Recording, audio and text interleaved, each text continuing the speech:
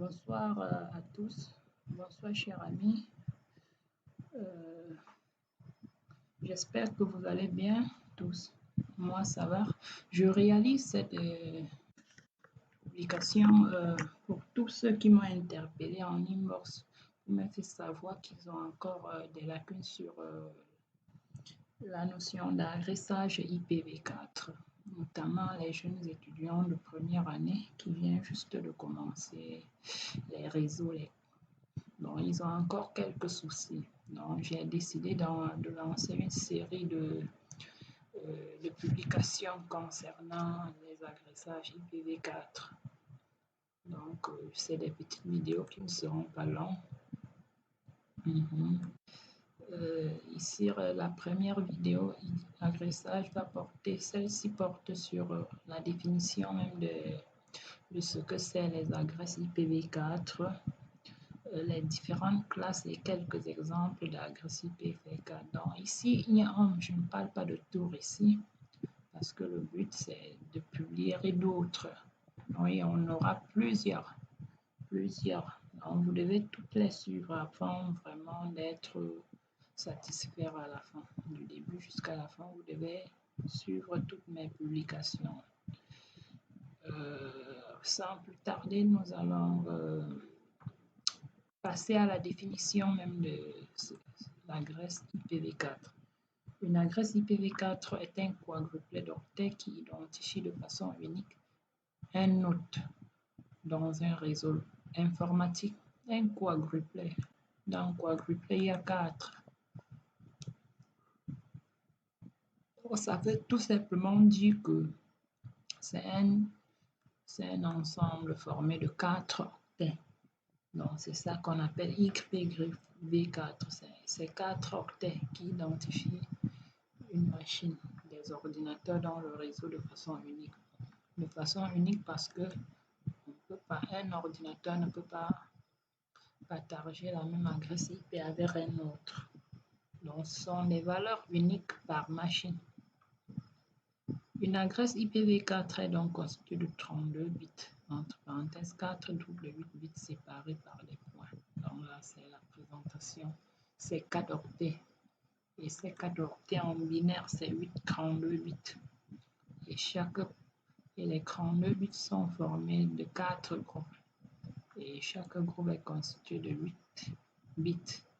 C'est l'ensemble forme 32 bits. Donc, le plus grand décimal d'une adresse IPv4 est 255. Donc, il n'y a pas d'octet qui dépasse 255 dans une adresse IPv4. Donc, dans le cas contraire, ce n'est pas une adresse IPv4 valide. Les classes d'adresse IPv4. Nous avons la classe A, son masque par défaut, 255.0.0.0. Adresse réseau, son adresse réseau sera x.0.0.0. Donc le x représente c'est tout autre entier différent de 0 et 255. Donc le x c'est ce qu'on va appeler plus bas la partie réseau. C'est l'identifiant du réseau et le reste, les 3 zéros identifient la machine.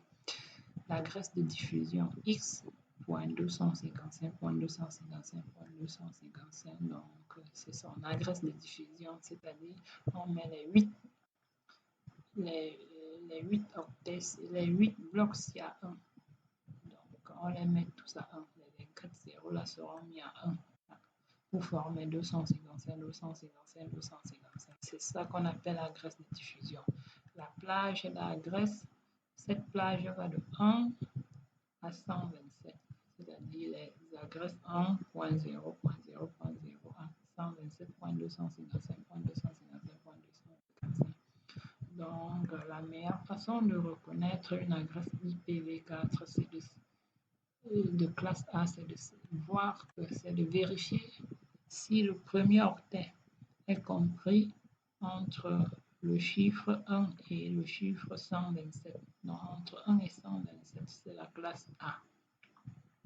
L'octet X est la partie réseau et les autres représentent la partie machine, c'est-à-dire le premier ici, c'est la partie réseau et Donc, c'est-à-dire l'identifiant même du réseau, ce qui identifie le réseau. Donc, cette partie doit être unique sur toutes les machines du réseau. Donc, on doit les avoir partout pour constater que ces machines-là ou toutes ces adresses appartiennent au même réseau. Et le reste, c'est la partie haute. Donc, c'est ça que la différence doit être sur les trois autres qui représentent la partie machine. La classe B. Masque par défaut. 255.255.0.0. Adresse réseau x.y.0.0. Adresse de diffusion x.y.255.255. La plage, ça va de 128.0.0.0 à 191.255.255.255. Donc, on va dire que pour reconnaître qu'une adresse soit de classe B, il faut vérifier son premier octet qui doit être entre 128 et 191. Dans le cas contraire, ce n'est plus une adresse de classe B. Entre 128 et 191, là c'est le premier octet. On dit les octets X et Y constituent la partie réseau et les autres représentent la partie haute. Donc, les deux premiers, si c'est la partie réseau, qui doit être unique partout. Et le reste va venir identifier chaque machine. La classe C. Son masque par défaut 255.255.255.0. Adresse réseau x.y.z.0.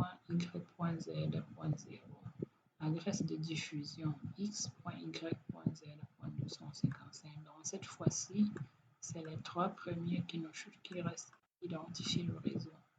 Plage. La plage des adresses est 192.0.0.0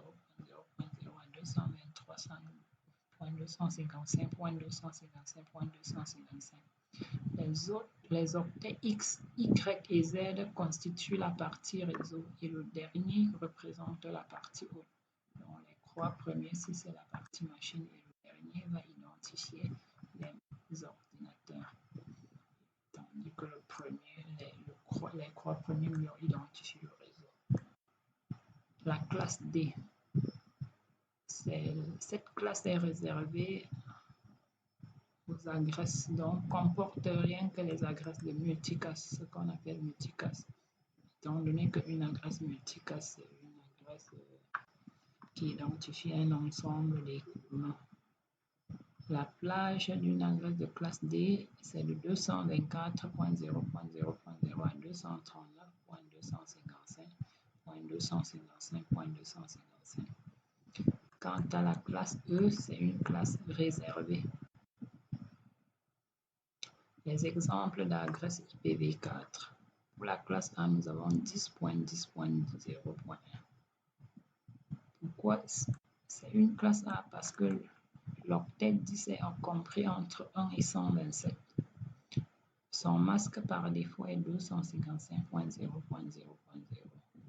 L'adresse du réseau, c'est 10.0.0.0. Donc, on maintient le premier élément qui identifie le réseau ne doit pas changer et les autres seront à 0. Idem au niveau de l'adresse de diffusion 10.255.255.255 parce que le 10, c'est lui qui forme la partie réseau. Donc, elle doit être unique partout. Mais la différence est là, la partie machine. La classe B 132.200.254.125. Son masque par défaut, c'est 255.255.0.0. Adresse du réseau 132.200.0.0. Adresse de diffusion 132.200.255.255. Donc, ce qu'on va constater, c'est la classe B parce que 132, qui est le premier octet, est compris entre 128 et 191. Donc, c'est la condition pour qu'une adresse soit de classe B. La classe C, donc on peut dire que quoi? La partie réseau, c'est 132.200. C'est les deux là qui constituent l'ID du réseau. Et le reste va venir identifier les ordinateurs. La classe C, 205.5.10.5. Son masque par défaut est 255.255.255.0. L'adresse du réseau est 205.5.10.0. On met juste le dernier octet à 0 qui est l'identifiant des réseaux, des machines, tandis que les trois premiers octets identifient le réseau. L'adresse de diffusion est 205.5.10.255. Dans la classe D, un exemple d'adresse de classe D, c'est 224.0.0.5.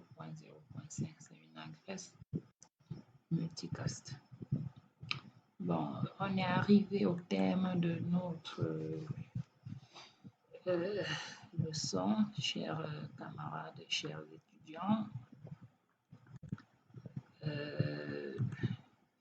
N'oubliez pas d'ajouter des likes. Abonnez-vous si vous ne l'êtes pas encore. Abonnez-vous. Le meilleur reste à venir activer même la cloche de notification pour recevoir automatiquement, pour être à jour, pour être toujours informé par YouTube à chaque fois que je publie quelque chose. Donc, je vais vous laisser et rendez-vous à la prochaine publication.